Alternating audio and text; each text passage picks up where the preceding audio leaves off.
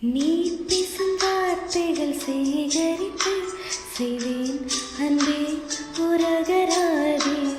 நீ தூங்கும் நேரத்தில் தூங்காமல் பார்த்தேன் தினம் உன் தலை கோதி.